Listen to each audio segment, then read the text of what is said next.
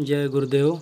मेरे प्यारे प्यारे भक्तों, आप लोग कैसे हैं? आशा करते हैं आप सब बहुत अच्छे होंगे और आप जहाँ कहीं भी होंगे आप हमारे द्वारा बताए गए प्रयोगों से लाभ उठा रहे होंगे।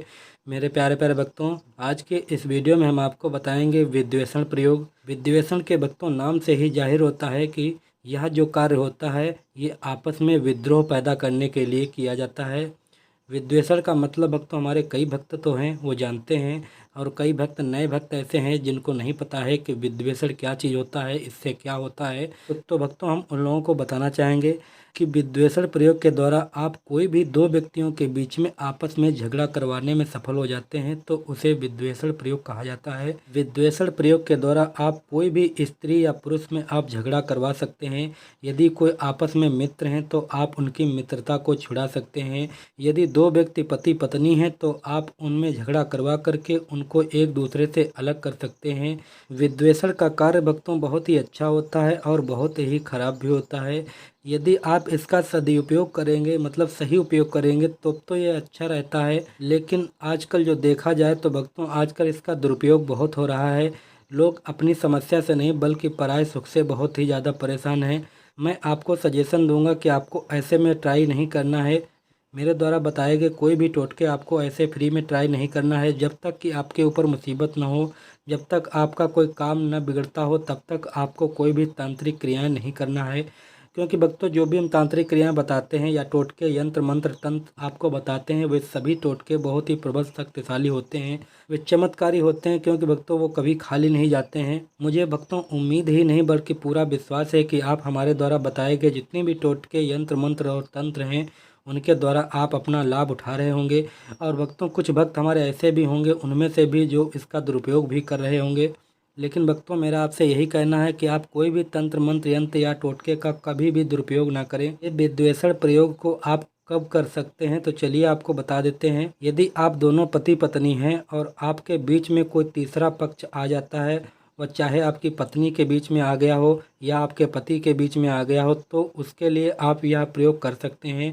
इसके द्वारा आप उसको अलग कर सकते हैं। यह प्रयोग करने के बाद में जब वह तीसरा व्यक्ति अलग हो जाएगा तो आपकी ज़िंदगी खुशहाल हो जाएगी। यदि आप किसी से प्रेम करते हैं, अगाध प्रेम करते हैं, काफ़ी दिनों से आपका प्रेम है, यदि कोई तीसरा पक्ष उसमें आ गया है तो भक्तों उसको भी ये विद्वेषण प्रयोग के द्वारा आप उस तीसरे पक्ष को अलग कर सकते हैं। बहुत ही शक्तिशाली और प्रचंड कार्य करता है भक्तों। इसी तरीके से आप किसी को भी अलग कर सकते हैं। यहाँ पर मैंने आपको उदाहरण के लिए दो तरीके बता दिए हैं। तो इसका भक्तों सीधा सा मतलब आप लोग यही समझ लीजिएगा कि किसी भी, चाहे वह स्त्री हो या कोई पुरुष हो, उनके बीच में आपको अगर झगड़ा करवाना है तो आप विद्वेषण का प्रयोग करिएगा। तो भक्तों उन दोनों लोगों के बीच में झगड़ा उत्पन्न हो जाता है।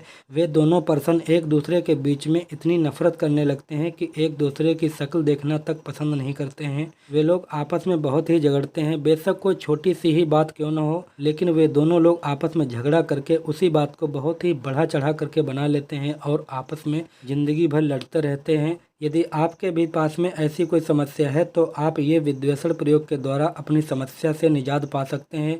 ये टोटके को कैसे करना है, किस दिन करना है, इसका असर कितनी देर में देखने को मिलता है, तो चलिए भक्तों आपको बता देते हैं।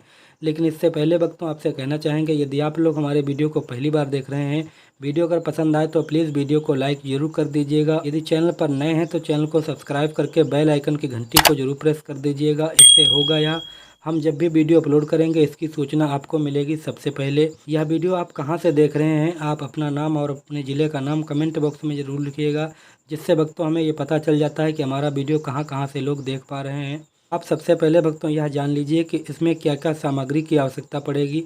ये सामग्री आपको कैसे प्राप्त होगी। आपको सबसे पहले भक्तों एक भोजपत्र का टुकड़ा लेना है। इस तरीके से ये भोजपत्र भक्तों आप लोग देख लीजिएगा। ये भोजपत्र भक्तों हमारा खंडित हो चुका है, देखिएगा ये बहुत ही नाजुक कागज होता है। यदि आप इसको जरा सा भी फाड़ेंगे तो ये बहुत ही जल्दी फट जाता है। ये भोजपत्र को लेकर आपको बहुत ही सुरक्षित रखना है। वैसे भी अब मार्केट में एक पैकेट के अंदर उपलब्ध है। आप इसको पूजन सामग्री के दुकान से लेने जाएंगे तो आपको पन्नी के पैकेट में आपको मिलेगा, तो उसको आप बहुत ही सुरक्षित रखिएगा। ये बहुत ही जल्दी फटता है, इसका आप लोग विशेष ध्यान रखिएगा। तो भक्तों आपको एक भोजपत्र का टुकड़ा ले लेना है इस तरीके से। उसके बाद में भक्तों एक आपको मार्कर ले लेना है। यानी कि काली स्याही की ज़रूरत पड़ती है तो भक्तों आप मार्कर का इस्तेमाल कर लीजिएगा। यह मार्कर के द्वारा भी भक्तों बहुत ही तीव्र कार्य करता है। उसके बाद में भक्तों आपको एक पेड़ की आवश्यकता पड़ेगी, जो कि मैं आपको स्क्रीन पर दे रहा हूँ। ये पेड़ को भक्तों नागबला बोला जाता है। यदि आप गूगल सर्च करेंगे नागबला तो आपके सामने इसकी फ़ोटो आ जाएगी। तो भक्तों आपको इसको तलाश कर लेना है। ये अक्सर रोड के किनारे मिल जाता है या कहीं भी जो वीरान खेत पड़े होते हैं वे खेतों में भी भक्तों आसानी से मिल जाता है, या नदी या तालाब के किनारे आसानी से मिल जाता है। वहाँ पर ये पेड़ होता है तो आप लोग तलाश कर लीजिएगा। उसके बाद में एक आपको मौली ले लेना है, यानी कि कलावा ले लेना है। यहाँ पर भक्तों आप लोग देख लीजिएगा, ये कलावा रखा है मेरे पास में। मैंने थोड़ा तोड़ करके रख लिया है क्योंकि आपको गुल्ला नहीं दिखा रहे हैं। ये कलावे को आपके यहाँ क्या बोला जाता है आप लोग कमेंट में ज़रूर लिखिएगा। बस आपको भक्तों इतनी सामग्री ही लेना है। उसके बाद में आपको कैसे क्या करना है तो भक्तों आइए आपको बता देते हैं। वीडियो को ज़रा सा भी स्क्रॉल करके मत देखिएगा, आगे भगा भगा करके मत देखिएगा, आपके कुछ भी जानकारी समझ में नहीं आएगी। आपको करना क्या है, आप शुक्रवार के दिन सायंकाल में जिस समय सूर्य अस्त हो रहा हो उसी वक्त आपको इस कार्य को करना है, इस टोटके को करना है। यह टोटका करने से पहले आपको किसी को नहीं बताना है कि मैं यह टोटका करने जा रहा हूँ। जैसे ही आप नागबला के पौधे को तलाश कर लेंगे उसके बाद आप मार्कर लेंगे और भोजपत्र लेंगे और कलावा लेंगे। ये तीनों सामग्री को लेकर के नागबला के पास में पहुँच जाना है। बस वही पौधे के पास में आपको चले जाना है और वहाँ पर बैठ करके जो नागबला की जड़ होती है उसको आपको धीरे से नीचे खोद देना है। वे पेड़ में भक्तों अगर आप खोदेंगे तो कुछ इस तरीके से उसमें जड़ होती है। ये देखिएगा भक्तों, ये जड़ को आप लोग गौर से देखिएगा। इस जड़ में दो जड़ आपको मोटी मोटी दिखाई देंगी।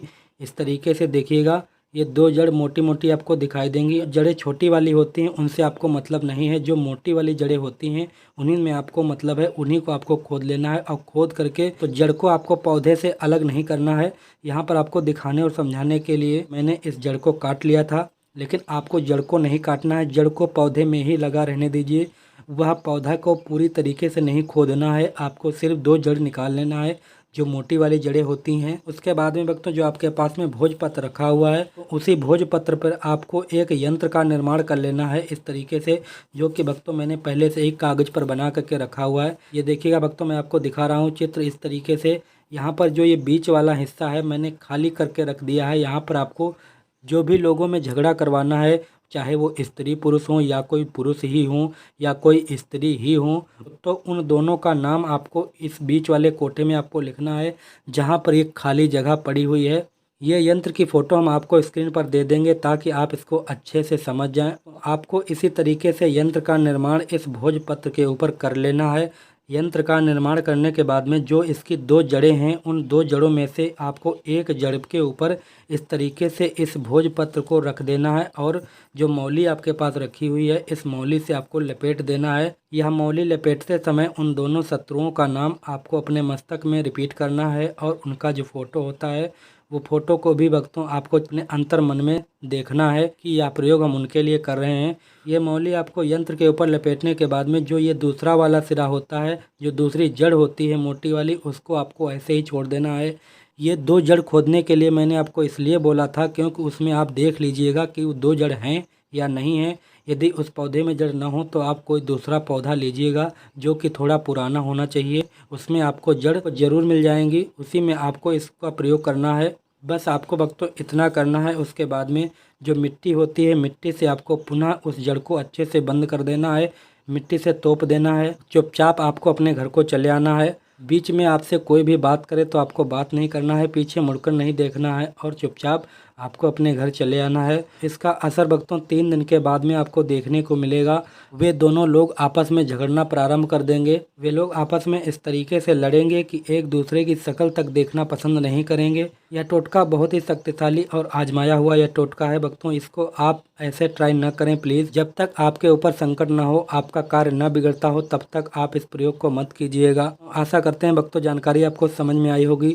यदि आपके अभी भी जानकारी समझ में नहीं आई है तो आप हमें कमेंट करिएगा, आपके कमेंट का हम रिप्लाई करेंगे। यदि वीडियो को अभी तक लाइक नहीं किए हैं तो वीडियो को लाइक कर दीजिएगा, चैनल को सब्सक्राइब करके बेल आइकन की घंटी को जरूर प्रेस कर दीजिएगा।